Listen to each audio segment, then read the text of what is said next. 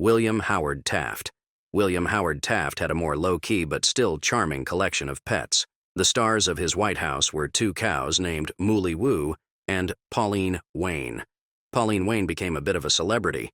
She wasn't just grazing in the background. She was the last cow to live at the White House and provided fresh milk for the first family. Woodrow Wilson. Woodrow Wilson's pets played a key role during World War I. Wilson kept 48 sheep on the White House lawn, and these woolly workers weren't just there to look cute. With many workers overseas, the sheep handled lawn maintenance by munching on the grass, which saved on labor costs and kept the grounds looking sharp. But wait, there's more. The sheep's wool was auctioned off to raise money for the American Red Cross, so they were basically pulling double duty: lawn care and charity work. Who knew sheep could be so patriotic? Warren G. Harding. Warren G. Harding was all about his dog, Laddie Boy. This Airedale Terrier wasn't just any pet. Laddie Boy was the first presidential pet to get regular newspaper coverage. Imagine today's Instagram famous pets, but in the 1920s. Laddie Boy attended cabinet meetings, had his own chair, and was pretty much a national sensation. Calvin Coolidge. Calvin Coolidge might not have had as many pets as Theodore Roosevelt, but what he lacked in quantity he made up for in variety. And a bit of drama. One of his standout pets was a rabbit named Peter. Now, Peter wasn't just any rabbit. When he passed away, he was given a proper state funeral. Herbert Hoover. When Herbert Hoover ran for president in 1928, his advisors knew they needed something, or someone, to give him an edge. Enter King Tut, not the ancient Egyptian pharaoh, but Hoover's Belgian shepherd. Photos of Hoover with King Tut were everywhere, and it's safe to say this furry friend helped Hoover secure his spot in the White House. Franklin D. Roosevelt. Franklin D. Roosevelt had a soft spot for dogs, and none were more famous than his Scottish Terrier, Fala. Fala wasn't just a pet, he was an icon. During FDR's 1944 campaign for a fourth term, a rumor spread that FDR had spent millions of taxpayer dollars to retrieve Fala after he was accidentally left behind in the Aleutian Islands. FDR addressed the rumor in a speech humorously, saying, "Well, of course I don't resent a tax, and my family doesn't resent a tax, but Fala does resent them. If only all political scandals could be diffused with a good dog story, right?" Harry S. Truman. Harry S. Truman is often quoted as saying, "If you want a friend in Washington, get a dog." Ironically, Truman didn't actually have any pets during his time in the White House. There are some accounts that he had a short-haired American Cocker Spaniel named Feller, and there are even photos of him with the dog. But for whatever reason, Feller didn't stick around. Dwight D. Eisenhower. Dwight D. Eisenhower had a parakeet named Gabby and a Weimaraner named Heidi. Their bond was so strong that when Heidi caused some damage to the White House lawn, she was sent to live on a farm in Gettysburg, a decision that undoubtedly saddened the president. John F. Kennedy. John F. Kennedy had an Irish Cocker Spaniel, a mutt named Pushinka, a German Shepherd, and especially a French Poodle named Golly, after Charles de Gaulle, and a whole host of other pets. Kennedy's pets weren't just there for show. They were a symbol of the Kennedy family's lively and international spirit. Pushinka, for instance, wasn't just any mutt. She was practically canine royalty, with a lineage that included Soviet space travelers. If that doesn't add a little extra flair to a presidential pet collection, I don't know what does. Lyndon B. Johnson. Lyndon B. Johnson was a true dog lover, and his beagles, him and her, were the stars of the show. These two became quite famous, especially after photos surfaced of Johnson lifting him by the ears, a move that sparked both amusement and outrage.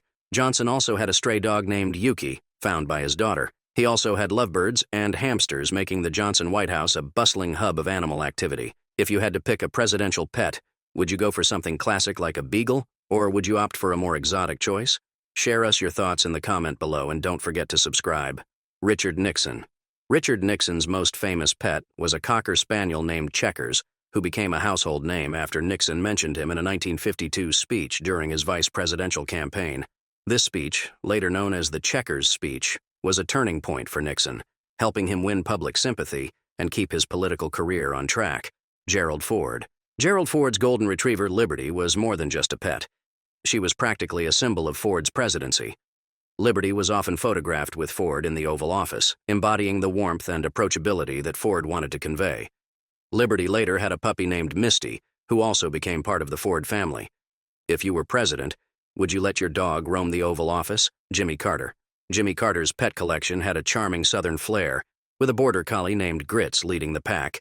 Grits was a gift from a 9-year-old girl named Amy, and quickly became a beloved member of the Carter family. But Grits wasn't the only star. Carter also had a Siamese cat with an unforgettable name, Misty Malarkey Yin Yang, Ronald Reagan. Ronald Reagan's love for animals was well known, especially when it came to dogs. His most famous canine companion was Rex, a Cavalier King Charles Spaniel, who often accompanied Reagan and his wife, Nancy, on their walks. Rex wasn't just a pet.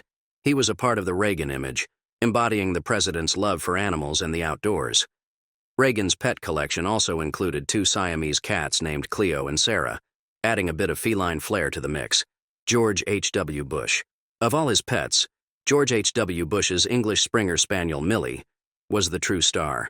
Millie became one of the most famous presidential pets in American history, even writing a book titled Millie's Book, as dictated to Barbara Bush. The book became a bestseller and offered a whimsical look at life in the White House from a dog's perspective. Bill Clinton. Bill Clinton, who brought some serious pet drama to the White House. Clinton had a cat named Socks and a dog named Buddy. And let's just say these two didn't exactly get along. After Clinton left office, the 2 pets went their separate ways. Socks went to live with Clinton's former secretary, while Buddy stayed with Clinton. George W. Bush. George W. Bush had 2 Scottish Terriers, but it was Spot, the English Springer Spaniel, who had a special connection to the Bush family. Spot was actually the offspring of Millie, George H.W. Bush's dog, making Spot a true White House legacy pet. It's like having a dog that's also presidential royalty. If you had to choose between a dog or a cat for the White House, which would you pick? Barack Obama. Barack Obama, always one to keep things cool, had 2 Portuguese water dogs named Bo and Sonny. These dogs weren't just pets, they were practically celebrities. But the Obamas didn't stop there. They also had a pet tortoise named Tilly. What's your take? Would you go for the energetic pups or the chill tortoise? Donald Trump. Donald Trump, who broke with a century-old tradition by having no pets in the White House. That's right. Trump was the first president in over 100 years to go pet-free. Trump decided to keep things simple and stick to running the country without the added responsibility of a furry or scaly companion. Joe Biden. Joe Biden brought a pair of German shepherds named Champ and Major to the White House. Champ was the longtime Biden family dog, a seasoned pro when it came to life with the Bidens. Major, on the other hand, made history as the first shelter dog to live in the White House. Talk about a glow-up. But Major's time in the spotlight wasn't all smooth sailing. After a few biting incidents, he was sent back to Delaware. Champ, the elder statesman of the pack, passed away in 2021. Not to worry, though. The Bidens soon adopted a new German shepherd named Commander, who quickly took on the role of first dog. If you were president, would you adopt a shelter pet?